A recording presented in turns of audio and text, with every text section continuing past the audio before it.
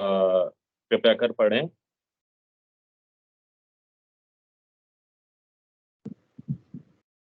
जय गुरुदेव।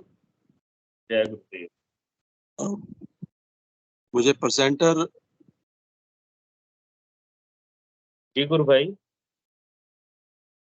मुझे प्रेजेंटर बना दिए गया है। प्रेजेंटर गुरु भाई ग्रुप में तो यही था। मैं और गुरु भाइयों से पूछना चाहूंगा। विक्की जी, अच्छा, ओके विनोद जी गुरु भाई को प्रेजेंटर बना दीजिए।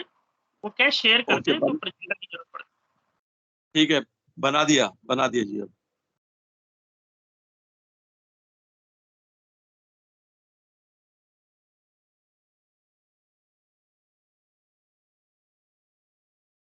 जी बस मैं अभी जो है शुरू करता हूँ।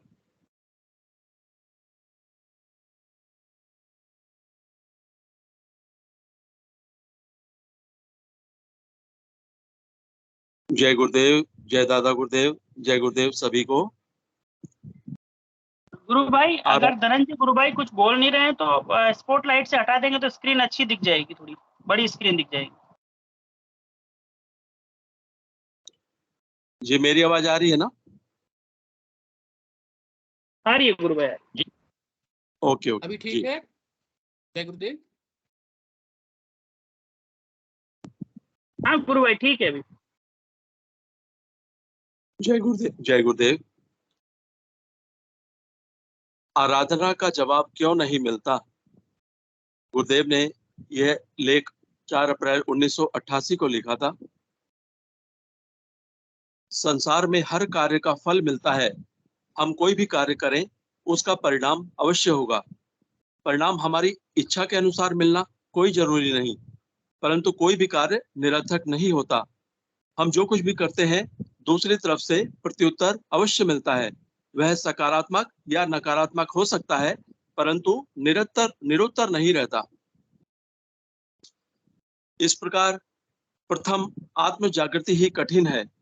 जिस प्रकार एक दीपक के प्रज्वलित होने पर दीपों से दीप जलाने में कोई देर नहीं लगती, इसी प्रकार एक जलता दीपक असंख्य दीपक जलाकर संसार का अंधेरा खत्म कर सकता है। एक चेतन गुरु ही संसार के लिए पर्याप्त है। परंतु हम देखते हैं आध्यात्मिक आराधना का हमें कोई उत्तर नहीं मिल रहा है। हम काल्पनिक विश्वास से चाहे अपने आप कुछ भी मान ले, परंतु प्रत्युत्तर जैसी बात नहीं होती। भौतिक जगत में हम किसी की सेवा करते हैं तो उसके बदले में हमें कुछ ना कुछ मिलता है। जो कुछ मिलता है उसकी प्रत्यक्षानुभूति होती है और देने वाले की भी प्रत्यक्षानुभूति और साक्षात्कार होता है। जो कुछ भी हम खाते पीते हैं उस वस्तु के गुण धर्म के अनुसार हमें स्वाद और आनंद मिलता है और वह वस्तु अपना प्रत्यक्ष प्रभाव भी दिखाती है। परंतु आध्यात्मिक जगत में यह सिद्धांत पूर्ण रूप से असफल क्यों हो रहा है? इस एक तरफा कार्य को करते करते संसार के लोग निराश हो चुके हैं। धर्मगुरु अशिक्षित और भोले भाले लोगों को तर्क के आधार पर निरुत्तर करके अंधविश्वास के सहारे चलने को मजबूर कर देते हैं, परंतु बुद्धिजीवी और युवा वर्ग बिना परिणाम के उनके आदेश को मानने को तैयार नहीं है। हमें इस पर निष्पक्ष होकर विचार करना ही पड़ेगा। यह मानव समाज में एक ऐसी भयंकर बीमारी फैल चुकी है जिसने संसार के लोगों से सुख शांति छीन ली है। इस समय संसार में प्रकट शक्ति को अगर पूर्ण रूप से सृजन में लगा दिया जाए तो पृथ्वी पर स्वर्ग उतर सकता है। हम देखते हैं संसार की पूर्ण व्यक्त शक्ति का करीब 75% भाग संहार और विध्वंस के लिए खर्च किया जा रहा है। हर व्यक्ति चालाकी और होशियारी के द्वारा औरों का शोषण और दमन करके सुखी बनने के प्रयास के बावजूद दुखी और अशांत निरंतर होता जा रहा है। यही स्थिति संसार के सभी राष्ट्रों की है। सारे संसार में आज जितना अंधकार व्याप्त हुआ है पहले कभी नहीं था। हम देख रहे हैं कि इस समय तो धर्म की आड़ में भी संसार के मानव का भारी शोषण होने लगा है। पाप पुण्य स्वर्ग नरक का भय दिखाकर जितना शोषण संसार के सभी धर्मों में इस समय हो रहा है, पहले कभी नहीं हुआ।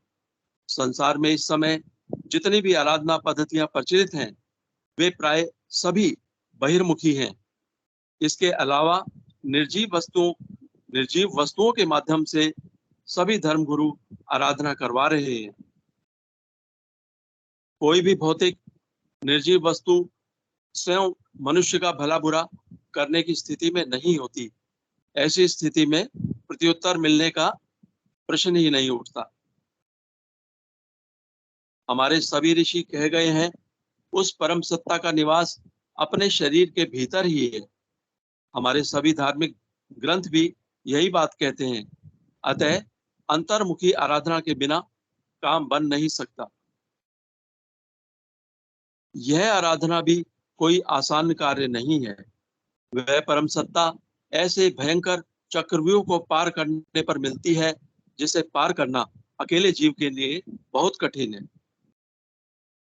इस रास्ते पर चलने के लिए किसी भेदी संत सदगुरु की आवश्यकता होती है। भगवान राम और कृष्ण को भी गुरु धारण करना पड़ा था। इसके अलावा सभी संत गुरु की महिमा का गुणगान कर गए हैं। अगम लोक का भेद और रास्ता केवल गुरु कृपा से ही प्राप्त हो सकता है, और कोई रास्ता ही नहीं।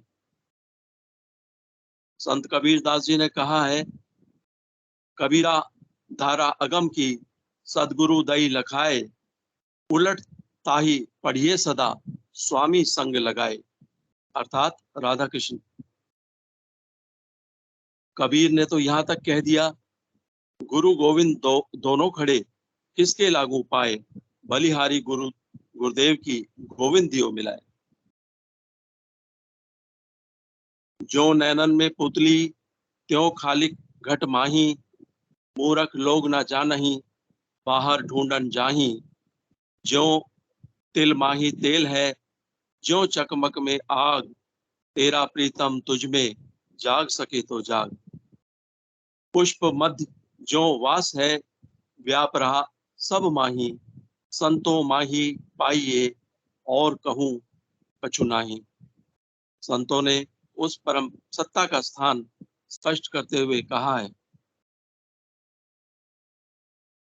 चेतन गुरु की वाणी में जो प्रभाव और शक्ति होती है, वह छिपी नहीं रह सकती। वही बात एक कथावाचक या उपदेशक बहुत ही अच्छे ढंग से कह सकता है।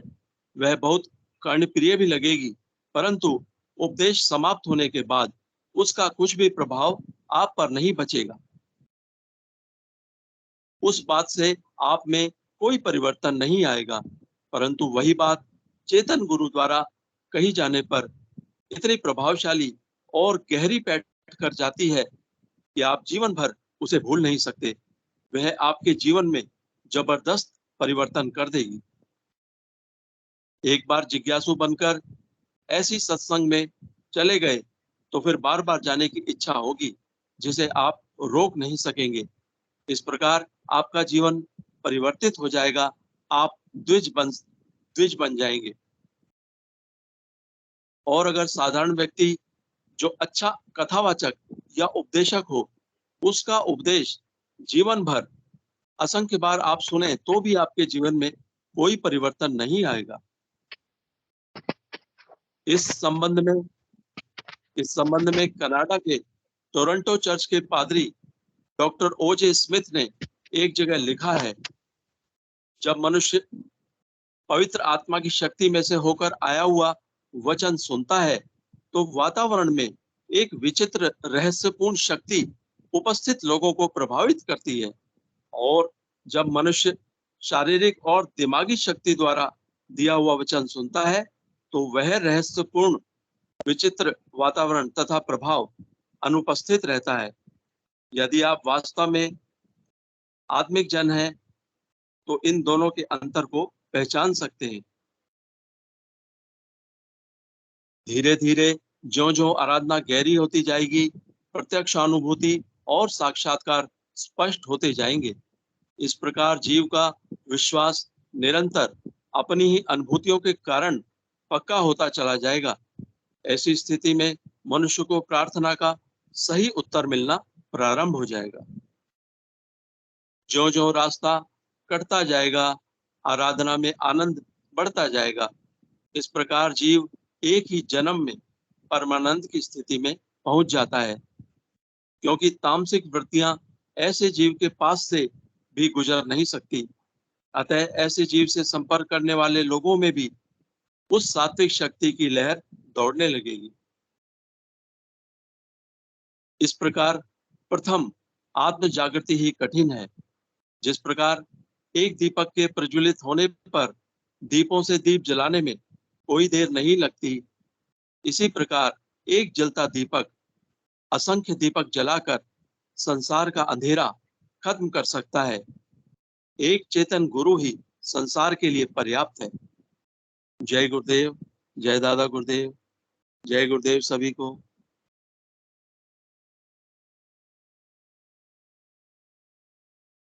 बहुत ही सुंदर गुरु भाई, बहुत ही अच्छी लेखनी आपने पढ़ी और बहुत अच्छे से पढ़ी।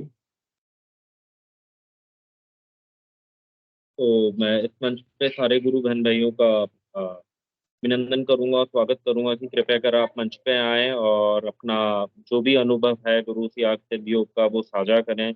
बताइए नए साधकों को कि कैसे इस योग और सिद्ध योग से जुड़ने पे हम लाभान्वित होते हैं, तो कैसे ये त्याग योग हमें मदद करता है हमारी साधना को आगे बढ़ाने में। तो कोई भी गुरु बहन भाई हो जिनका भी कोई प्रश्न हो या जिज्ञासा हो या कोई अनुभूति हो जो मंच पे साझा करना चाहते हैं, तो कृपया कर मंच पे आकर अपना अनुभव साझा करें, बताएं।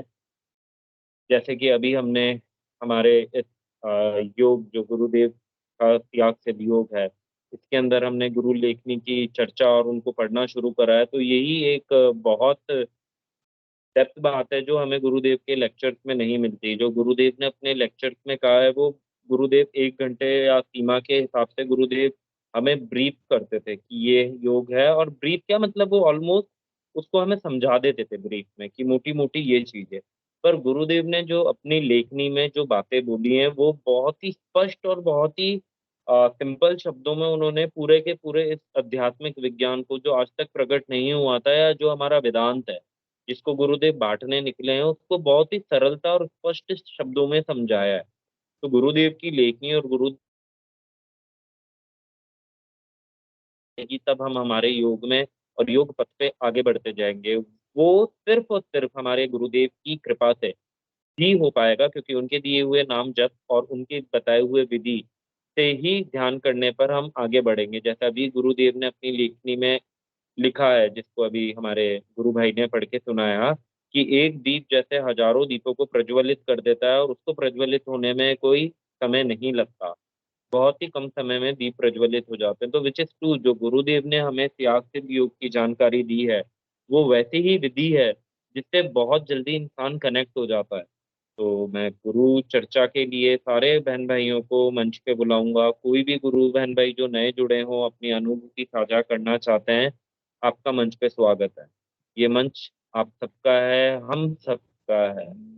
कोई भी गुरु बहन भाई मंच पे आके अपना अनुभव साझा करें।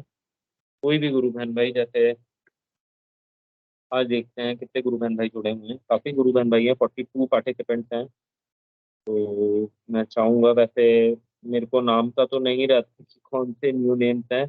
मैं गुरु भाई से चाहूंगा कि कोई भी गुरु भाई या बहन को बुलाएं जो नए जुड़े हों, या आपकी कोई भी जिज्ञासा हो इस मंच से, या कोई भी आपकी अनुभूति हो जो आपको इस योग में जो आपको लगे, तो कृपया कर अपना हैंड रेस करिए और मंच पे साझा करिए, या कोई भी प्रश्न हो।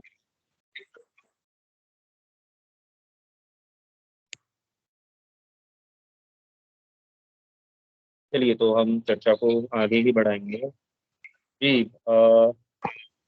भागीरथ राठौड़ जी, गुरु भाई प्लीज, आपका मंच पे स्वागत है। मैं आपसे अनुरोध करूंगा कृपया कर आप अपना माइक और कैमरा ऑन कर लीजिए। जय गुरुदेव गुरु भाई। जय गुरुदेव।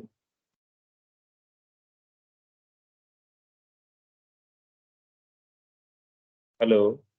हाँ जय गुरुदेव गुरु भाई, आवाज आ रही है? जय भाई जी। गुरु भाई आपकी आवाज आ रही है। अगर सुविधा हो तो कृपया कर आप कैमरा भी ऑन कर लीजिए। जी जी।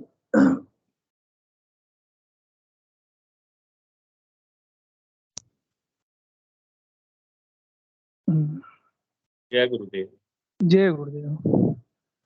अ, गुरु भाई मुझे जुड़े हुए लगभग 2 वर्ष से ज्यादा का समय हो गया है। जी शुरू में क्या स्वास्थ्य कारणों की वजह से ही मैं गुरुदेव से जुड़ा था। एक बार क्या गांव गया गया हुआ था, तो वहां पे क्या बैक में कोई चोट वोट लग गई थी मेरे कमर में।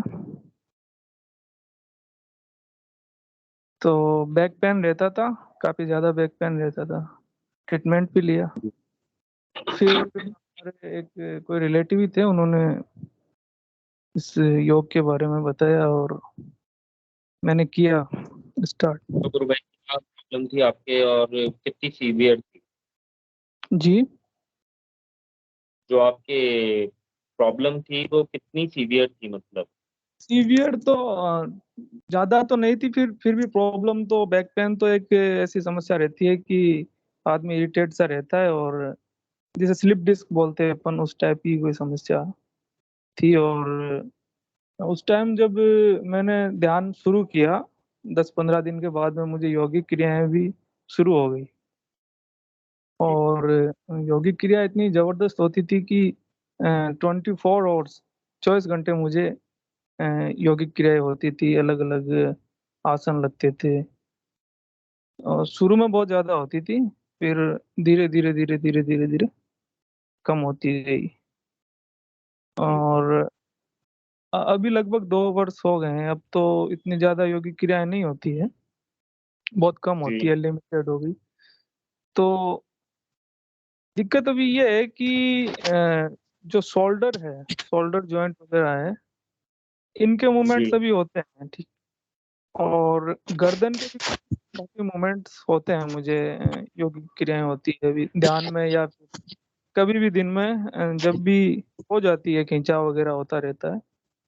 तो इनमें क्या जो बॉन्स है उनकी कट कट कट कट इस टाइप से आवाज आती है। आवाज आ रही है गुरु भाई? जी गुरु भाई। तो कौन से आवाज आती है? जो अपने स्पाइनल कॉर्ड है, जो अपर वर्टिब्रा है, वहां पर भी ऐसा मुझे लगता है कि कट कट, और ऐसा लगता है कि जो मसल्स है वो बिल्कुल कम हो गई है। जी तो क्या यूजुअल है, या फिर डॉक्टर से परामर्श ले, या होने दे, क्या है? क्योंकि मैं डॉक्टर के पास में जाना नहीं चाह रहा। हाँ। बिल्कुल। तो मंच पे मैं चाहूंगा कि आपके प्रश्न का जवाब दें। कोई भी गुरु प्रश्न ना हो तो मैं निवेदन करूंगा कि गुरु बहन भाई आए और अपना गुरु भाई के प्रश्न का जवाब दें कि ये क्यों हो रहा है और क्यों होता है। कोई भी गुरु बहन भाई अपना हैंड रेस करा रहे हैं।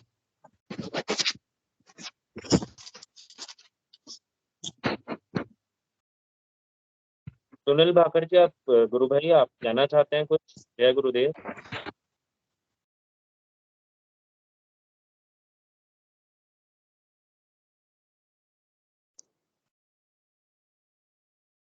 कोई भी गुरु बहन भाई अगर गुरु भाई के प्रश्न का जो उनकी जिज्ञासा है उसका उत्तर देना चाहे तो। जय गुरुदेव भाई साहब। जय गुरुदेव। बड़ा कॉमन पंकज गुरु प्रश्न भाई। पूछा। जी जी।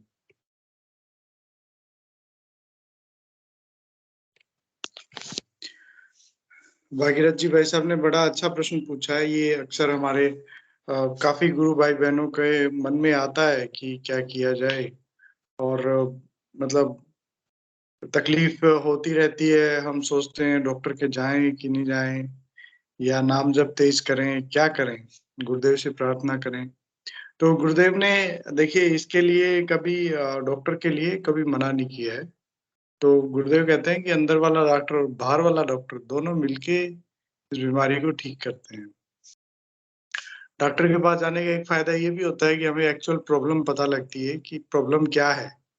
फिर भले ही हमारी मर्जी है कि हम दवाई लें ना लें, सिद्ध योग से ठीक करें उसको और फिर वापस जाके दोबारा एक्स-रे करवाएँ कि हाँ, पहले जो समस्या थी वो ठीक हो गई है अभी और मैंने बिना दवाई के ठीक कर दिया है नाम जप से। तो हमारे पास एक एविडेंस भी आ जाता है कि मतलब गुरुदेव के मिशन में सारी चीज़ें ठीक हो जाती है। अच्छा इसमें जैसे जो आपका गुरु भाई अगर आपका कोई जो ये दर्द है ये मतलब नेचुरल है, कोई जर्क लग के कुछ मांसपेशियाँ फटना या इस तरह का कुछ इंसिडेंट हुआ है, तो जी जी निश्चित रूप से ठीक हो जाएगा गुरु भाई इसमें सिद्ध योग में। कुंडलिनी अपने आप ठीक कर देती है और लेकिन ये आपके भावों पे निर्भर करता है। हम अक्सर इस सेशन के माध्यम से भी काफ़ी चर्चा करते हैं कि जो सिद्ध योग है गुरुदेव का ये भावों भावों से क्रियाशील होता है। हमारे भाव किस तरह के हैं। इसमें यदि आप मतलब आपको टेंटेटिव मतलब कहते हैं ना कि चलो ठीक है दवाई भी ले लेता हूँ और नाम जप भी कर लेता हूँ, तो फ़ायदा जिससे मिलना होगा गुरुदेव दे देंगे। एक तो ये भाव हुआ हमारा। दूसरा हुआ कि गुरुदेव मर जाएँगे लेकिन दवाई नहीं लेंगे। तो तो तो कुछ वही गुरु तो है, भाई उस भाव से भी खुद गुरुदेव मेडिकल का फील्ड और मैं नहीं चाह रहा कि मैं डॉक्टर के पास में जाऊँ। जी, जी, जी, जी। बिल्कुल, बिल्कुल भाई साहब। तो आपसे यही निवेदन है कि जैसे-जैसे हमारा दर्द बढ़ता है ना, वैसे-वैसे हमारी करुण प्रार्थना का स्तर बढ़ने लग जाता है। हमें ये विश्वास तो होता है कि गुरुदेव ठीक कर देंगे, लेकिन फिर जी, भी कई बार क्या है उस समय समय लग जाता है, गुरुदेव हमारी परीक्षा लेते हैं या कुछ भी है। तो मतलब मेरे साथ भी हुआ है कई बार और एक प्रैक्टिकल चीज़ जो मैं बता रहा हूँ कि जो बाकी गुरु भाई-बहन भी शेयर करते हैं, कि जैसे ही पेन शुरू होता है तो गुरुदेव याद आते हैं, फिर कहते हैं ठीक करो इसको, करो, करो। तो प्रार्थना का स्तर हमारा बढ़ता रहता है दर्द के साथ। उस समय हमें हिम्मत रखनी होती है गुरु भाई इस वाले रास्ते में। जी, तो या फिर पेन किलर खा लो वो एक दूसरा रास्ता है।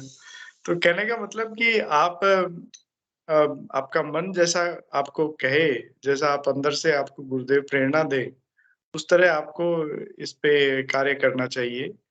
और यदि आपको लगता है कि मेरे को नहीं लेनी दवाइयाँ, तो गुरुदेव से प्रार्थना और नाम जप तेज करते करिए। गुरुदेव ने 1-2 स्पीच में बोला भी है कि अ, मेरे से प्रार्थना करो कि मेरे कष्टों का आप हरण करो। तो फिर ये शक्ति तेज़ी से काम करती है और प्रार्थना जितनी गहरी होगी, उतना ही परिणाम तेज़ मिलेगा। तो ये भी बहुत मतलब और गहरी कब होगी जब हमारा दर्द बढ़ेगा, सहन नहीं होगा, तब हम हाँ, वही स्थिति है कि कई बार क्या होता है कि दर्द बहुत ज़्यादा हो जाता है ना, तो ऐसा सोचते हैं जी। यार क्या डॉक्टर के पास में जाना चाहिए, क्या करें? वो चीज़ है। हुँ, और साधना में और भी कई तरह की जैसे कई बार पेट में दर्द होने लग जाता है या फिर आँखों में जलन, इस टाइप से समस्याएँ भी होती है। तो क्या साधना के दौरान ऐसी शारीरिक समस्याएँ भी आती है? और मैं पहले आपको पहले ही बात का उत्तर पूरा कर देता हूँ, फिर हम इस पे चर्चा करेंगे। तो निष्कर्षतः हमने मतलब ये मेरे साथ भी एक्चुअली बैक पेन होता था। मैंने कोई प्रार्थना तो नहीं की थी गुरुदेव से, परंतु बस ध्यान के दौरान मुझे एक्सरसाइज़ हुई और उससे वो ठीक हो गया। अभी ठीक है मेरा मतलब। मैं भी आईटी में जॉब करता हूँ, तो वहाँ पे सिटिंग का जॉब ज़्यादा रहता है मेरा। उस वजह से मुझे पहले होने लग गया था बीच में एक बार। फिर जी। उससे हो गया था ठीक। तो अब आप दूसरा प्रश्न पूछ रहे थे कि आराधना में क्या इस तरह की गतिविधियाँ होती है, पेट में जलन या आँखों में? बहुत से गुरु भाई-बहनों का ऐसा अनुभव आता है कि उनको पेन हुआ है, उनको असहनीय कुछ भेदन हुआ है, कुछ दर्द हुआ है। मेरे को व्यक्तिगत रूप से अभी शायद हो सकता है उस स्थिति न स्टेज नहीं हो या मुझे कभी इस तरह की कोई पीड़ा नहीं हुई। मुझे व्यक्तिगत रूप से ये भी लगता है मतलब ये मेरा विश्वास कहूँ या क्या कहूँ कि ईश्वर की आराधना किसी भी तरह कष्टदायी नहीं हो सकती। अच्छा। मतलब हम उस परम तत्व की तरफ बढ़ रहे हैं, आनंद की तरफ बढ़ रहे हैं। हम तो आनंद में रहेंगे, कष्ट क्यों होगा, किसी भी तरह का क्यों? तो ईश्वर तो आनंदमय है, जब हम उसमें घुलते हैं और मतलब जब हम उसमें नाम जप करते हैं, तो सब समस्याओं का समाधान होता है। वो तो एक तो इस तरह की मैं आपसे कहूँगा कि पेट में जलन होना या अपने आँखों का जलन का इसका कारण कुछ और हो सकता है। तो आप नाम जप और ध्यान गुरुदेव से प्रार्थना कीजिए और मतलब उससे ही होगा। मेरे साथ कई बार होता है कि जैसे मैं कभी कुछ बाहर खा लिया खाना जो बॉडी एक्सेप्ट नहीं करती है, तो पेट हैवी हो जाता है और थोड़ा-सा परेशानी सी लगती है मुझे। उस समय फिर क्या है नाम जप जैसे ही तेज़ होता है तो अंदर पता नहीं क्या होता है। मतलब मैं खुद सरप्राइज़ करता हूँ उस चीज़ का कि अंदर कुछ मतलब मुझे ऐसा लगता है जैसे हवा चल रही हो या इस तरह का अंदर महसूस होता है और वो जो भारीपन है वो खाना एकदम डाइजेस्ट हो जाता है विदिन मिनट्स मतलब 5 मिनट या 7 मिनट बस इतना ही।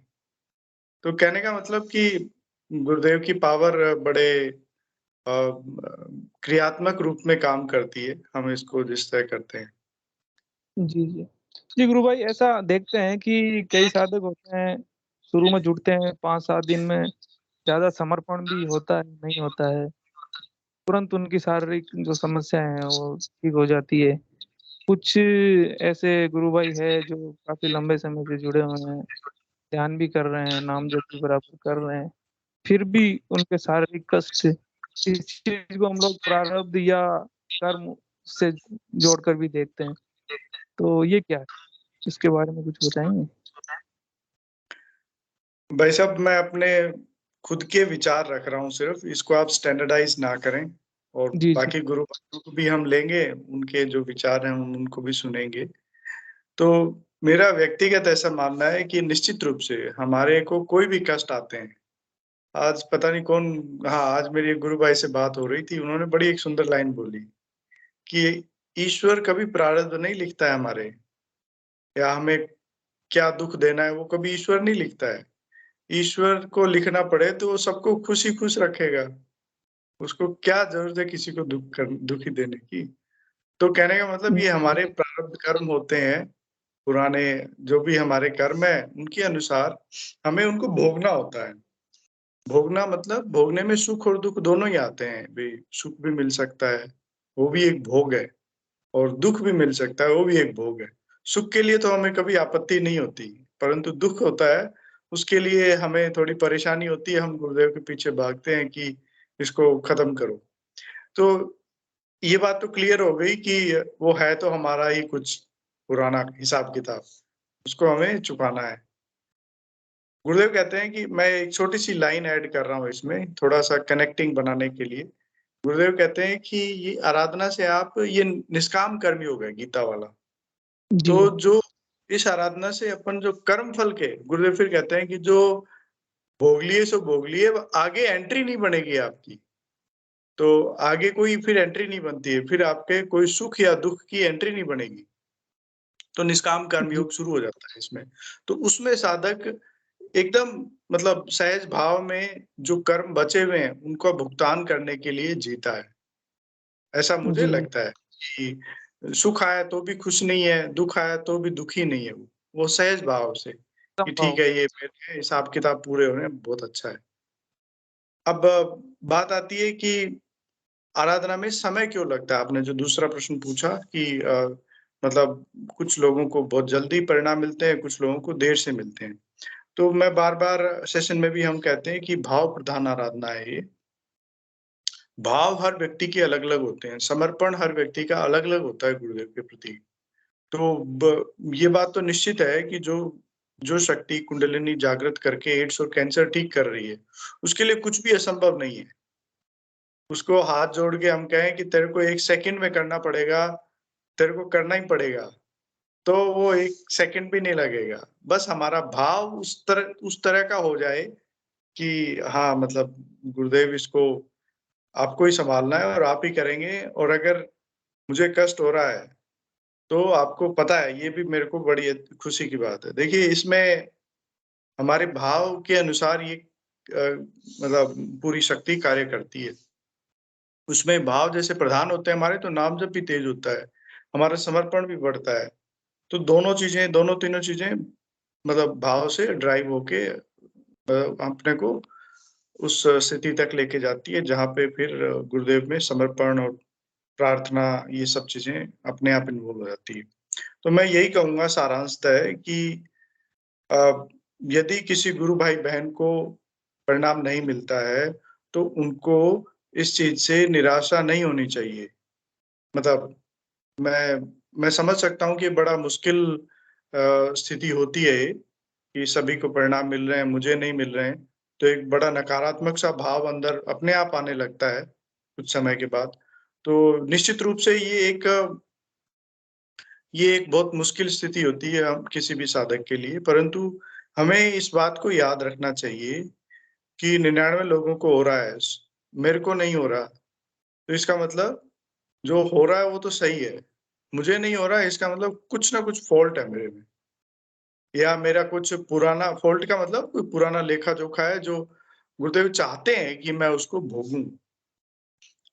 आप हमें हर साधक को ये बात बहुत अच्छे से याद रखनी चाहिए कि गुरु न केवल कुंडलिनी पे नियंत्रण करता है, साधक पे यानी कि उस शिष्य पे या शिष्या पे पूर्ण रूप से गुरु का नियंत्रण होता है, उस पे पूरी नज़र होती है गुरु की, पैनी नज़र बोलूँगा मैं, कि मतलब मेरे साथ हुआ भी था एक बार इस तरह का इंसिडेंट, मैंने काफ़ी बार साझा भी किया है मंच में कि मतलब हम ये ना समझें कि गुरुदेव को पता नहीं है। ये बिल्कुल निश्चित बात है कि गुरुदेव को सब कुछ पता है, हम जो करते हैं। मतलब हमारे सपने में भी क्या-क्या चीज़ें आती हैं, वो भी गुरुदेव को पता होती है। सब कुछ गुरुदेव को ए टू ज़ेड पता है हमारे बारे में, हमारे पुराने जन्म, आगे होने वाले क्रियाएँ, जो भी एक्टिविटी होनी है हमारे साथ, वो सब वो त्रिकालदर्शी जानते हैं। गुरु त्रिकालदर्शी होते हैं ना, गुरुदेव का कल परसों लेखनी थी, उसमें हम पढ़ रहे थे कि मतलब गुरु त्रिकालदर्शी बन जाता है, तो वो अपने आप सब चीज़ों को फिर मैनेज करता है। अच्छा तो गुरु गुरु भाई भाई, जी, यह भी होता है कि जब हम आराधना, कोई भी साधक आराधना कर रहा है, तो ऐसा कहते हैं कि तामसिक शक्तियाँ भी हावी हो जाती है। तो ईश्वर की अगर हम भक्ति कर रहे हैं, तो उसमें तामसिक शक्तियों का क्या काम है उसमें? और अगर तामसिक शक्तियाँ हावी होती है, तो फिर साधना मार्ग में साधक आगे कैसे बढ़ पाएगा? क्योंकि एक नया-नया साधक है और इतना समर्पण भी नहीं रहता है। तो समर्पण जी पर गुरु फिर कैसे होगा जब शुरू में इसके साथ में नकारात्मक घटनाएँ हो रही है साधना मार्ग में? तो इस विषय में भी बताएँ थोड़ा। हाँ, गुरु भाई आपने बड़ा थोड़ा मिलता-जुलता ही प्रश्न है और बड़ा गहरे प्रश्न पूछ रहे हैं आप। चलो अच्छी बात है, मैं अपने विचार रखता हूँ। अ, तो इसमें देखिए ऐसा होता है कि जो मुझे लगता है व्यक्तिगत रूप से कि गुरुदेव भी खुद कहते हैं कि देव और दानव दोनों शक्तियाँ हैं और देव और दानव बाहर नहीं है। वो एक अलग उदाहरण के परिप्रेक्ष्य में कहते हैं, परंतु गुरुदेव कहते हैं कि जो देवता अंदर है, दानव भी अंदर है। वो कैंसर के पेशेंट के लिए बोलते हैं वो कि अब दानव प्रभावी हो रहा है, नाम जप से देवता को प्रभावी कर दो। आप इस बात को समझिएगा। नाम जप से उस देवता को प्रभावी कर दो आप, तो वो कैंसर ठीक होना चाहिए और ठीक हो रहा है। तो हमारे साथ ये बात निश्चित रूप से सत्य है कि इस संसार में भी देव शक्तियाँ और दानव शक्तियाँ बहुत है, तामसिक शक्तियाँ। अगर आप तामसिक शक्ति के साम्राज्य में हो, पहले हो, तो वो बिल्कुल नहीं चाहती कि आप उनके साम्राज्य से निकल के देवता वाले में चले जाओ। तो वो पूरा जोर लगाती है आप पे कब्ज़ा करने का। गुरुदेव ने एक किसी अपने जो मासिक पत्रिका आती है उसमें भी मेंशन किया है कि मेरे कुछ साधकों पे तामसिक शक्तियों का बड़ा मतलब प्रहार होता है। परंतु अंततः परिणाम जो लास्ट में जो निकलता है कि वो उनका कुछ नहीं बिगाड़ पाती, अगर वो मुझसे पूरी तरह कनेक्ट है मतलब गुरुदेव से। तो कहने का मतलब कि वो आपको परेशान शुरू में करती है, ये हर साधक के साथ नहीं होता है। दूसरी बात, कुछ के साथ होता है, वो निर्भर करता है उनका कैसा पीछे का हिसाब-किताब कैसा रहा है, वो किस इन्फ्लुएंस में रहे हैं। तो मतलब मैंने देखा था कि तामसिक शक्ति आप तो दूसरे नज़रिए में कह रहे हो, पर मैं एक दूसरा वाकया मुझे याद आया कि गुरुदेव एक बार कोटा में बैठे थे, तो वहाँ पे किसी के प्रेतात्मा थी अंदर। हुँ। तो दूर से ही चिल्लाती हुई आ रही थी वो। वो कह रही थी, मेरे को मत ले जाओ अंदर, मेरे को मत ले जाओ। और उसके घरवाले पकड़ के ज़बरदस्ती ला रहे थे उसको। वो छुड़ा-छुड़ा के भाग रही थी दूर। तो वो जो उसके प्रेतात्मा थी, वो ये चाह रही थी कि ये इस गुरुजी के पास इनके पास नहीं जाए, ताकि मेरे पास मैं इसके शरीर में कब्ज़ा करके बैठी रहूँ। समझ रहे हो आप? जब वो गुरुदेव ने उसको पास बुला के उसकी आँखों में आँखें डाल के देखा, तो देखते ही वो गायब थे, एकदम शांत हो गई थी वो। तो कहने का मतलब कि इसी तरह ये तो एक जो चीज़ जो हमें दिख सकती है, हम एनालाइज़ कर सकते हैं। वैसे ही बहुत सारे राक्षस हैं, बहुत सारी चीज़ें हैं, मतलब जो हमारे इंद्रियों से रिलेटेड हो सकती है, हमारी सोच से रिलेटेड हो सकती है, किसी इंसिडेंट से रिलेटेड होती है, या पारिवारिक किसी सदस्य से या माहौल से भी रिलेटेड हो सकती है। तो उनका कोई कैटेगराइज़ेशन नहीं है, मेन रूप से उनका उद्देश्य होता है कि अपने को आराधना से भटकाना। हम जो गुरुदेव का नाम जप कर रहे हैं, इससे हमें दूर ले जाना है, क्योंकि ये नाम जप तो अल्टीमेटली हमें उन सब पे मतलब प्रभावी कर देगा फिर। तो मैं यही कहूँगा कि साधक को चाहिए कि गुरुदेव में विश्वास पूरा रखे, प्रयास करे, अलग-अलग तरह की विधियाँ अपनाएँ अपने डिटर्मिनेशन से, और गुरुदेव में प्रार्थना करते रहें। प्रार्थना का बहुत ज़्यादा महत्व है, मतलब नाम जप और ध्यान के साथ हमें प्रार्थना भी बहुत करनी चाहिए। प्रार्थना से जो चीज़ें बहुत ज़्यादा मुश्किल लगती हैं, वो भी संभव हो जाती है बहुत बार। तो इस तरह हमें अपनी आराधना पे दृढ़ रह के आगे बढ़ना चाहिए गुरु भाई। जी। जी, गुरु भाई देखते हैं हम कि कई साधक है, एक ही 2 दिन में उनको जप लग जाता है। समर्पण भी पूरा अच्छा हो जाता है और रिजल्ट्स भी आने लगते हैं। तो क्या समर्पण भी गुरुदेव ही करवाते हैं? तो फिर क्या ये बौद्धिक प्रयास करने चाहिए इसके लिए? क्योंकि जी, करवाने वाले तो गुरुदेव। आपने बहुत सुंदर बात कही है गुरु भाई, और मैं आपकी बात से पूरी तरह सहमत हूँ। गुरुदेव स्पीच में कहते हैं कि मतलब मुझे बुला लिया और समर्पण करवा लिया गंगाई नाथ जी ने। तो सब कुछ करने वाले गुरु ही हैं।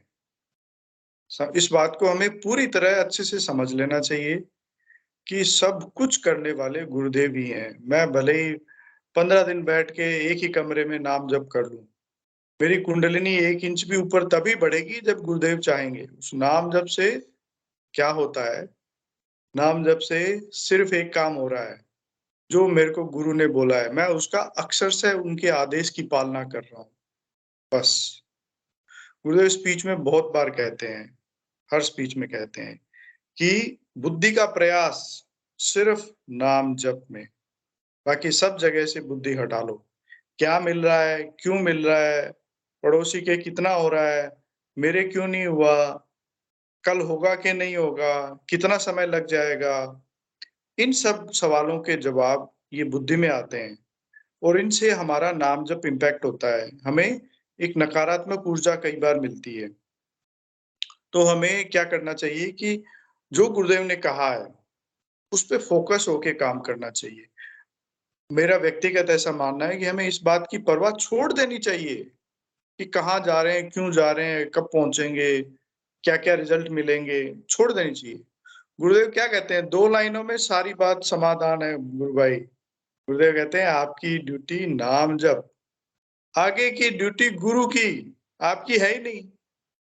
जी। उसको पता है आपको पहुँचाना है, कितनी तारीख को पहुँचाना है, समय निश्चित है। कहाँ पे बैठ के आप ध्यान कर रहे होगे, तब आपकी समाधि लग के आप उस तत्व को जानोगे, ये भी निश्चित है। ये सब गुरु निश्चित करते हैं गुरु भाई। तो कहने का मतलब कि नाम जप से भी मतलब ये नहीं है कि मेरे को 1.25 करोड़ नाम जप करने के बाद सिद्धि मिल जाएगी, नहीं नहीं, ऐसा नहीं है। वो नाम जप, ध्यान, प्रचार, गुरुदेव में समर्पण, ये सब चीजें हम सिर्फ इसलिए करते हैं क्योंकि गुरु आदेश है। गुरु आदेश की अक्षरशः पालना करना शिष्य का परम धर्म होता है, वही मिलता है, वही होता है उसका धर्म। तो इससे फिर गुरु प्रसन्न होते हैं। जब गुरु प्रसन्न होते हैं तब फिर सब चीजें संभव होती है गुरु भाई। अब ये कहते हैं ना कि भाई गुरुदेव करने वाले हैं, अब करने वाले हैं तो उनका कोई रूल, खुद का कोई प्रिंसिपल तो होगा भाई। किसी पे बहुत ज्यादा कृपा, किसी पे बहुत कम, क्या प्रिंसिपल है? तो वो वही, मतलब आप खुद की, आपकी और मेरी बात करें, घर में 2 बच्चे हैं, एक हमारा कहना मानता है, एक नहीं मानता, तो हम ऑब्वियसली जो कहना मानता है उसकी तरफ हमारा बिल्कुल झुकाव रहने लग जाता है। ये एक बड़ा व्यवहारिक बात कही है मैंने, हालांकि आध्यात्मिक से रिलेटेड नहीं है। तो कहने का मतलब कि करने वाले सब गुरु हैं, परंतु उनका जो आदेश है उसकी पालना हम जब अक्षर से करने लगते हैं और जब अपना सब कुछ सरेंडर कर देते हैं कि भाई ये कमर भी आपकी है, कंधा भी आपका है, अब आपको ठीक करना है तो करो। ये दर्द हो रहा है, आपका बेटा दुखी है, दर्द सहन कर रहा है, आपको अगर इसमें अच्छा लग रहा है कोई बात नहीं, और दे दो थोड़ा। तो कहने का मतलब कि इस तरह का जो हमें भाव जो डेवलप होते हैं ना गुरु भाई, तब हमारी आराधना में बड़ी तेजी आती है, एक आनंद भी आने लगता है। मतलब एक बिल्कुल माइंड फ्री रिलैक्स जो करेंगे, वो अपने को ये विश्वास है कि वो देख रहा है मुझे, उसको पता है मेरी क्या क्या कमियां, क्या क्या प्रॉब्लम से मैं गुजर रहा हूँ, और उसको ये भी पता है कि मैं इस बात से भी चिंतित हूँ कि मेरा ध्यान नहीं लग रहा है आजकल, या मुझे योगी क्रियाएं नहीं हो रही है, नाद सुनाई नहीं दे रहा है। अच्छा, मैं मेरी व्यक्तिगत बात बताता हूँ कि मुझे भी नाद शायद 15-16 साल बाद सुनाई दिया, और मैंने ध्यान ही नहीं दिया 1-2 साल तक। तो मैं ठीक है, कोई बात नहीं। मतलब मैं इन चीजों की हालांकि पता नहीं ऐसा होना चाहिए कि नहीं होना चाहिए, मैं फिर कह रहा हूँ ये सब व्यक्तिगत विचार है मेरे, हो सकता है ये सभी के लिए उचित ना हो, पर मैं तो ज्यादा ध्यान नहीं देता था, और फिर लगा कि हाँ कुछ सुन तो रहा है। इस सेशन में ही हम बातें करते थे, बहुत से गुरु भाई बोलते थे कि इस तरह होता है, तब फिर मुझे लगा कि हाँ यार, ये वाली चीज तो मेरे साथ भी हो रही है। तो कहने का मतलब कि इन चीजों की हमें परवाह किए बिना आगे बढ़ना है गुरु भाई। जी गुरु भाई, रजनी ने किया है, वो शायद गुरु भाई की समस्या के लिए बताना चाह रही है। गुरु जी, आपकी आवाज नहीं आ रही है, थोड़ा एक बार क्या माइक को रजनी पास गुप्ता रखेंगे गुरु भाई? बहन ने शायद हैंड रेज किया है, उनको लेते हैं अभी। चलिए, जय गुरुदेव सभी को। जय गुरुदेव। जय गुरुदेव गुरु भाई। जय गुरुदेव।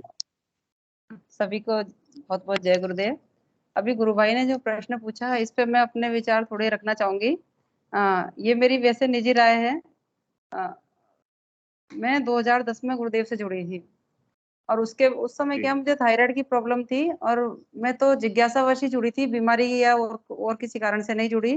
पर मुझे भी ऐसा लगा कि अब अपन गुरुदेव से जुड़ गए हैं तो अब कोई बीमारी या कोई रोग अपने पास आ भी नहीं सकता। तो मैंने तुरंत वो थायराइड की जो दवाई लेती थी वो तुरंत छोड़ दी। छोड़ने के बाद गुरु भाई मेरे प्रॉब्लम शुरू हो गई और पूरे शरीर पे सूजन आ गई। अब घर वाले कहते रहे दवाई लो, दिखाने चलो, दवाई लो, लेकिन मैं बहुत दिन तक गई नहीं। लेकिन उससे क्या, वो मेरे प्रॉब्लम बढ़ती चली गई। फिर एट लास्ट मुझे ऐसा लगा कि नहीं, अब दवाई लेनी चाहिए। तो फिर मैं दवाई, डॉक्टर को दिखाया मैंने, और वो नाम जप वगैरह भी करती रही। फिर बीच में नाम जप छूट भी गया। अब उसके बाद 2021 में सुनीता दीदी ने हमें एक ग्रुप में जोड़ा, और उसके बाद हमारी साधना ने गति पकड़ी।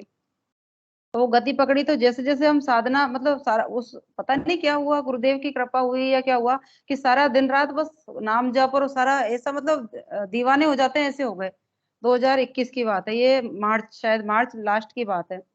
और उसके, लेकिन आप ये देखो कि जितना नाम जब बढ़ाते गए उतनी मेरे रीढ़ की हड्डी में जैसे कोई पटाखे फूटते हैं, इस तरह से कोई गतिविधि होती थी। तो मैं बड़ी खुश होती थी कि चलो कुंडलिनी ऊपर उठ रही है, अपनी कुंडलिनी जाग रही जी है। जी।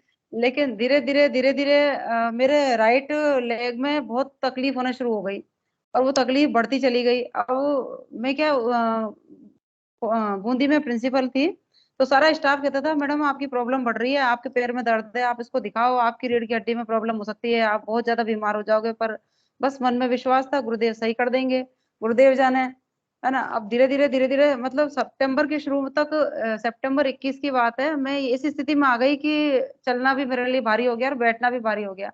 उसके बाद तो फिर मेरे को दिखाना पड़ा, एमआरआई वगैरह सब करवाई, तो डॉक्टर ने कहा कि आपकी नर्व जो है वो दब गई है। और मैं लगभग बेड पे आ गई उसके बाद। और नाम जब वगैरह सब होता रहा, अपने वरिष्ठ गुरु भाइयों से और इनसे सलाह मशवरा किया, तो उन्होंने कहा कि गुरुबहन समर्पण नहीं है आपका पूर्ण, समर्पण करो। अब इतना अंदर दुख होता था, समर्पण कैसे करूं गुरुदेव आप बताओ, समर्पण कैसे करूं। बार बार पूछती थी। फिर मैं एक जोधपुर एक डॉक्टर है उनको दिखाने भी गई, और उन्होंने एक दवाई बताई थी। वो दवाई मैंने जैसे ली तो मुझे रिएक्शन कर गई वो दवाई एक तरह से, या हो सकता है मैं थोड़ी मात्रा ज्यादा ले ली, तो मेरी इतनी स्थिति खराब हो गई, बहुत तेज जी घबराना। और मैं जैसे ही बेड से उठी चक्कर खा के नीचे गिर गई, और मुझे ऐसा लगा कि अब शायद मर जाऊंगी। अब उस समय उस समय मुझे गुरुदेव याद आने लगे, गुरुदेव गुरुदेव, है ना। फिर मुझे बेहोश हो गई मैं। बेहोश होने के बाद जब मैं होश में आई, तो मुझे पता ही नहीं था कि मैं कहाँ हूँ कैसे हूँ। फिर बहुत देर तक जैसे मैंने याद किया, तब मुझे याद आया कि मैं ऐसे ऐसे गिरी थी और इस तरह से मुझे गुरुदेव याद आए। तो मेरे एक बात तो पक्की हो गई कि नहीं, समर्पण तो पूरा है अपना, वरना तो अपन सीधे मरते ही सही, और गुरुदेव तो याद नहीं आते ऐसी कंडीशन में। फिर धीरे धीरे फिर वापस घर आ गई। अब फिर मैंने यही सोचा कि गुरुदेव ने अपन को दो ही काम बताए, नाम जप और ध्यान। अब ये पता नहीं क्या हो रहा है, तो अपन इसी पे लगे रहते हैं। और ठीक है, जैसे भी ये दवाई लेनी है। अब दवाई भी मैंने काफी सारी ली, जयपुर की एलोपैथिक ली, होम्योपैथिक ली, आयुर्वेदिक ली। लगभग सब दवाइयां बेअसर रही। असर कुछ भी नहीं होता था, और मैं मेरे उसमें लगी रही। फिर बेड रेस्ट भी हो गया, बेड रेस्ट भी करती रहती थी, पर लगातार नाम जप। लेकिन उस दौरान एक काम बहुत ऐसा हुआ, बिल्कुल अलग ही मानो उसे, कि मैं कमरे में बिल्कुल अकेले रहना पसंद करती थी। कोई भी मेरे रूम में आता तो मैं उनसे कहती, बच्चे कहते मम्मी आप अकेले बोर नहीं होती? नहीं, बिल्कुल बोर नहीं होती, तुम मेरे मुझे डिस्टर्ब मत करो। बिल्कुल सारे दिन बस गुरुदेव गुरुदेव गुरुदेव की तस्वीर सामने, और सारे दिन गुरुदेव बस। और धीरे धीरे ठीक भी हुई। दवाइयां भी, फिर एक दवाई ने असर किया या गुरुदेव ने असर किया, भगवान जाने। थोड़ा थोड़ा सही भी होने लगी, और फिर वापस उस स्थिति में लौटने लगी। लेकिन वो जो समय था ना गुरु भाई, तो ऐसा लगता है कि उस समय केवल शरीर मतलब कष्ट, बीमारी नहीं नहीं मुझे घेरा, मुझे चौतरफा मानसिक तनाव मिला हर तरफ से। फैमिली की तरफ से भी, अपने स्टाफ की तरफ से भी, जो लोग मेरे विश्वसनीय थे वो सब कुछ चक्र सा करने लग गए। मैं गुरुदेव देखो, या तो आप मुझे दिखा रहे हो कि ये लोग मेरे अपने नहीं है जिनको मैं समझ रही हूँ अपने हैं, है ना। वो स्थिति मेरी उस तरह से निकल गई। फिर धीरे दवाइयां, अब तब से मेरा ये खुद का विश्वास, गुरु भाई जैसे पूछ रहे थे दवाई लेनी चाहिए नहीं लेनी चाहिए, तो मुझे ऐसा लगता है कि अ, गुरुदेव पे छोड़ के, और हमें बस हमारा कर्म करते रहना चाहिए। अगर हमें दवाई ले लेनी चाहिए, क्या उसका वजह, उसके कारण ये है कि भाई हम, हमारे साधना का स्तर कितना है, हम कैसे आगे बढ़ेंगे, कब तक आगे बढ़ेंगे, ये गुरुदेव ही जानते हैं। तो प्रयास अपना दोनों तरफ से कर लेना चाहिए। फिर बाकी गुरुदेव की इच्छा है। बाकी 2010 से मैं गुरुदेव से जुड़ी, लेकिन उसके बाद आज तक भी मुझे कोई योगिक मूवमेंट नहीं हुए। बीमारी के दौर से गुजरी, और मैं बाहर भी निकल गई। बहुत सारी मेरे साथ मुझे ऐसे पेशेंट मिले, वो अभी भी उस बीमारी से काफी उससे जूझ रहे हैं। लेकिन मतलब गुरुदेव की कृपा से मैं काफी बढ़िया स्थिति में हूँ। और हालांकि अभी प्रॉब्लम है, लेकिन मैं उसे बढ़िया फेस कर रही हूँ। तो ये गुरुदेव की कृपा विशेष रही। अब मतलब इसके अलावा भी जैसे मैं बहुत ज्यादा परेशान हो गई, मैं गुरुदेव से प्रार्थना करने लगी, गुरुदेव मुझे बहुत दिन हो गए, अब यहाँ मेरा ट्रांसफर भी करा दो। अब आप फिर मैंने अपनी बुद्धि के प्रयास से थोड़े बहुत प्रयास भी किए। फिर मैंने फीडबैक लिया, तो पता चला कि नहीं, अपनी तो व्यवस्था बैठी नहीं, अपना मुश्किल ट्रांसफर होगा। तो एक दिन बड़े दुखी होके मैंने गुरुदेव से पूछा, गुरुदेव मेरा ट्रांसफर होगा कि नहीं होगा, बता तो दो आप। तो ऑटोमेटिकली अंदर से 4 बार हाँ हाँ हाँ ऐसे आवाज आई। मुझे ऐसा लगा कि ये इल्यूजन है, कि मेरा ट्रांसफर, मैं खुद ही है ना भ्रम में हूँ। फिर मैं कहा देखते हैं गुरुदेव, आप से ये आप हो या फिर मैं ही हूँ। और गुरु भाई जैसे ही पहली लिस्ट निकली उसमें मेरा ट्रांसफर हो गया।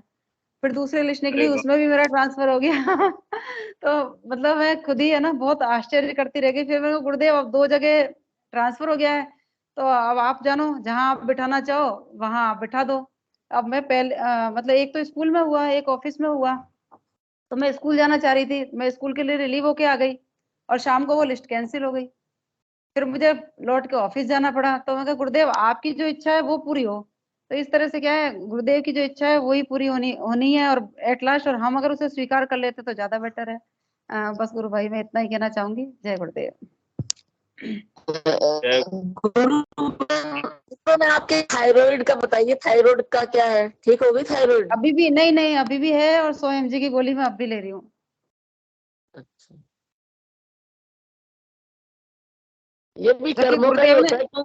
जबकि गुरुदेव ने हाँ अपनी जी, एक स्पीच में कहा था कि थायराइड जैसी छोटी मोटी बीमारी तो 7 दिन में ही सही हो जाएगी।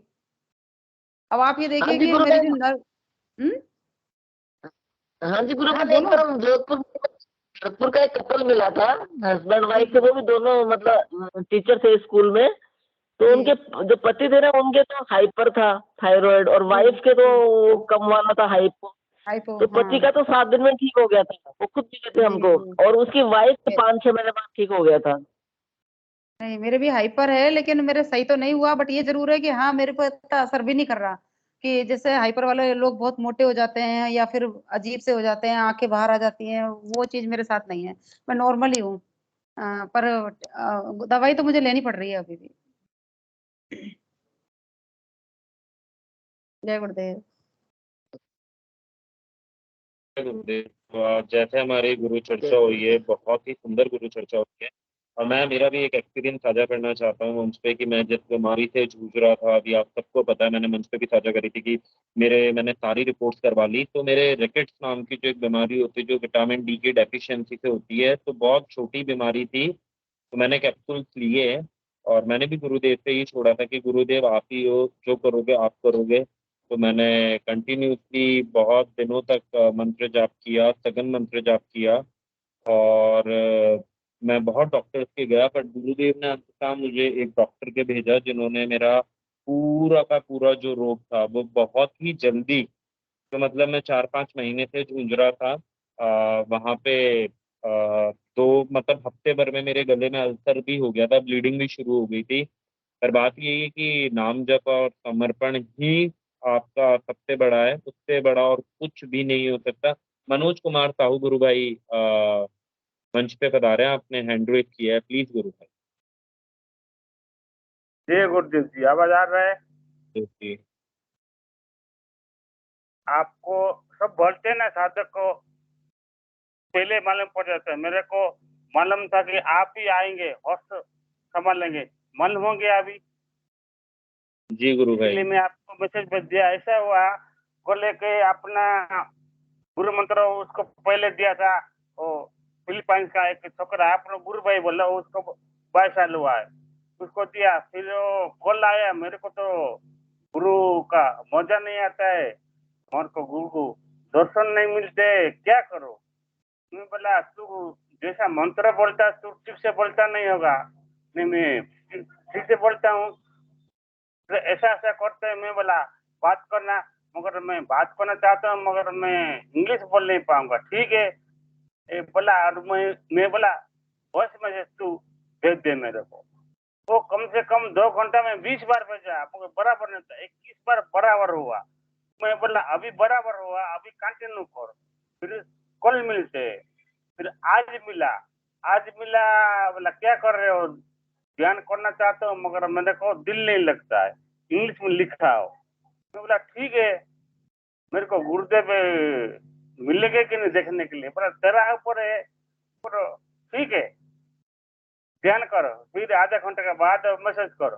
फिर जैसे ध्यान करने बैठा, मैं गुरुदेव को बोला गुरुदेव आपका मर्जी, ओ ऐसा ऐसा ऐसा है। फिर गुरुदेव मैं चुप हो गया। फिर ध्यान करने के बाद वो इंग्लिश में लिखा था, आपको भी मैसेज भेजा इसलिए कि वो गुरुदेव मेरे को मुस्कुरा रहे थे, देखो। और उससे पहले बोला गुरुदेव तो इंडिया का है, आप उनका भाषा मालूम पड़ेगा। अरे कोई भी दुनिया का भाषा उनका पास में कुछ नहीं है, सब कुछ उनको मालूम है। ऐसा है, मेरे भाषा मालूम है, हाँ तू भी गुरुदेव के साथ बात कर सकता है। तो ऐसा है, तेरे को आज कैसे हंसते हंसते मिल गए? ऐसा भी तेरे साथ कितना बार हुआ? बोला मेरे साथ तो हुआ है, मगर वो अलग बात है, तू भी एंजॉय कर। बोला हाँ, बहुत अच्छा है। गुरुदेव उसको हंसते हंसते मिले बोलो, और लिखा था ना मैसेज, इसलिए मैं आपको पहले दे दिया भाई। ये मैसेज क्यों है? क्योंकि मेरे को भी पहले मालूम हुआ कि आप ही आज आ गए हॉस्टल में। कैसे मालूम हो गया? ऐसा ही कितना चीज होता है इसलिए। और सब बोलते हैं भाई अभी नवरात्रि आया, ऊर्जा ज्यादा होता है, मगर मेरे को लगता नहीं, हमारा ऊपर ऊर्जा सब कुछ है, अपना साधना का ऊपर ऊर्जा है। मेरे को ऐसा मालूम नहीं पड़ता नवरात्रि को ज्यादा ऊर्जा है। कि ऊर्जा के बारे में अगर कोई क्या कहना चाहते हो तो कीजिए। जय गुरुदेव जी। जय गुरुदेव गुरु भाई।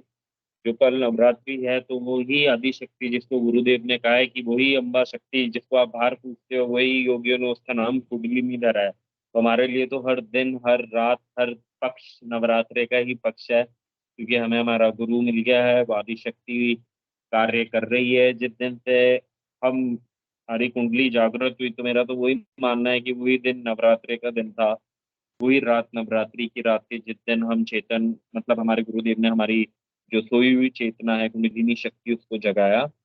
तो बाकी मंच पे मैं हिंगलू जी गुरु भाई का भी स्वागत करूंगा कि वो सेशन का समय भी हो चुका है, कृपया कर मंच पे आके श्री गुरुदेव के चरणों में ये सेशन समर्पित करें। जय गुरु भाई गुरुदेव सूरज सभी कंवर को। जी ने हैंड रेस किया है। हाँ, जय गुरुदेव सबको। जय गुरुदेव।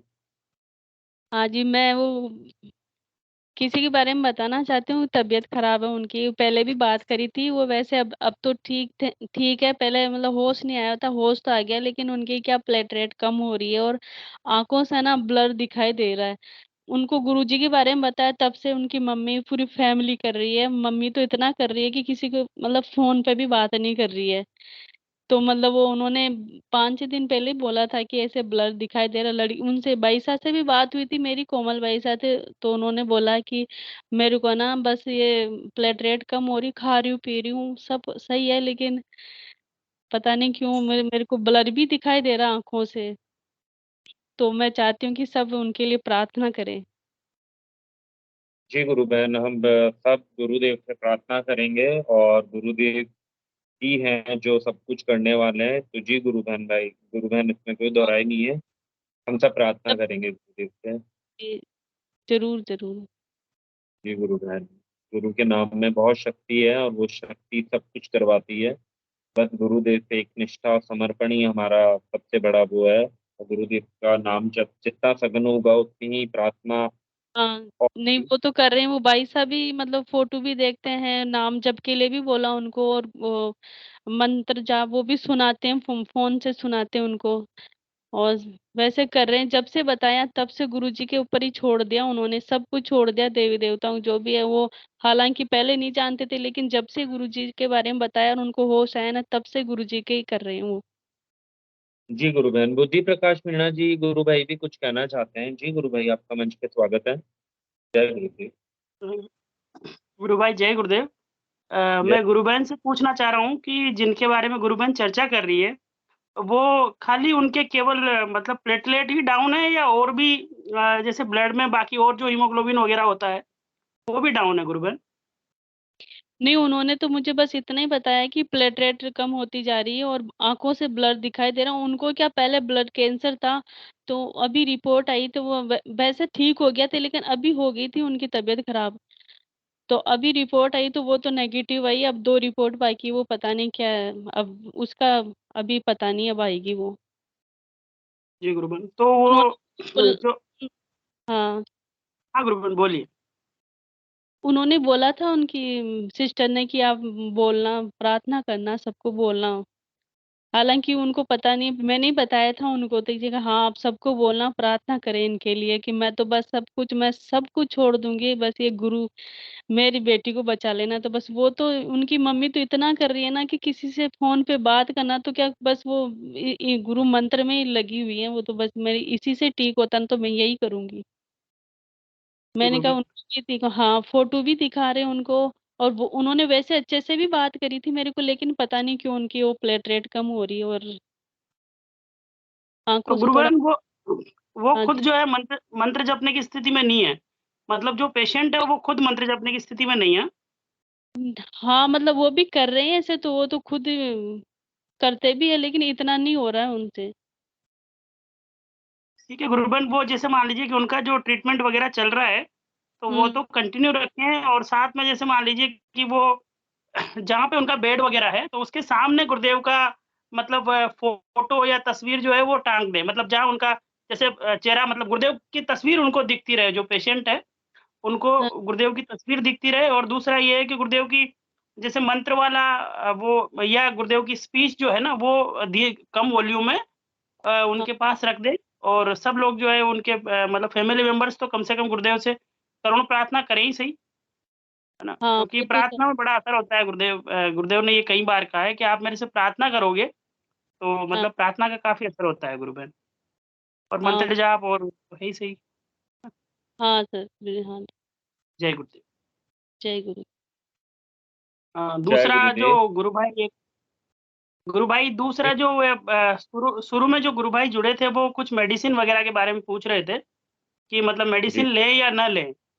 तो मेरा अपना पर्सनल एक्सपीरियंस मैं शेयर कर रहा हूँ 5 मिनट में शॉर्ट में, वैसे पहले शेयर कर चुका हूँ मैं। तो गुरु भाई क्या है, मेरा अपना अनुभव ये रहा है कि मुझे जो है जैसे गुरु बहन बता रही है, तो ब्लड से रिलेटेड ही प्रॉब्लम थी, जिसका मेडिकल टर्म में नाम है एप्लास्टिक एनीमिया, है ना? और ये लगभग ब्लड कैंसर ही है, यूँ समझो आप।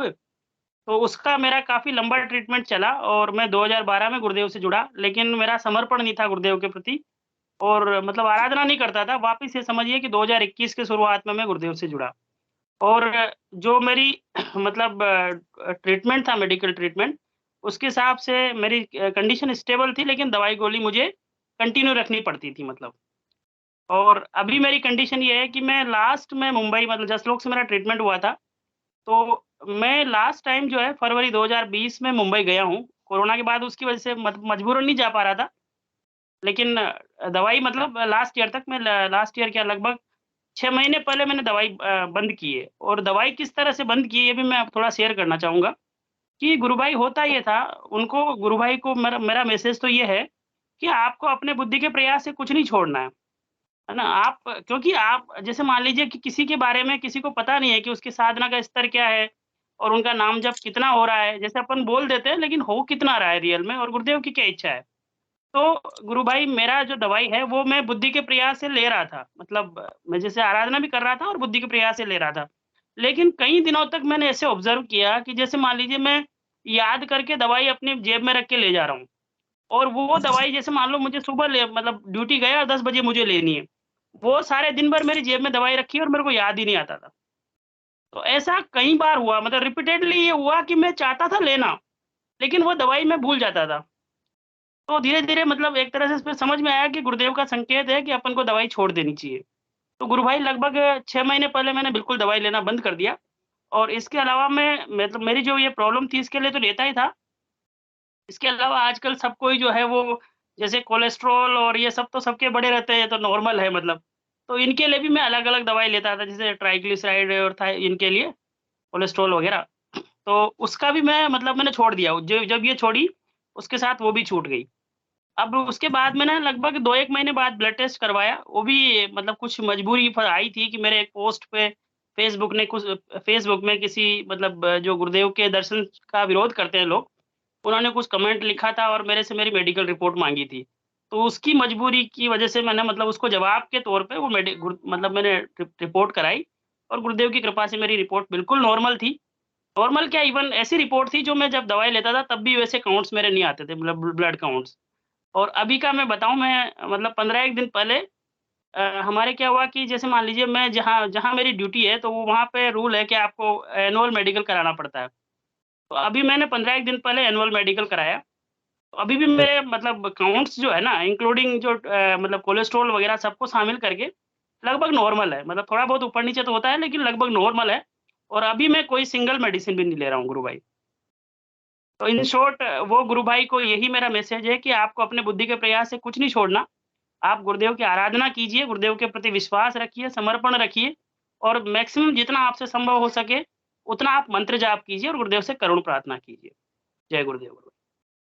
जय गुरुदेव। बहुत ही सुंदर गुरु भाई, बहुत ही कम शब्दों में आपने सारी बात रख दी कि सिर्फ नाम जप की चाबी है, और जो होगा स्वतः होगा और भीतर से होगा।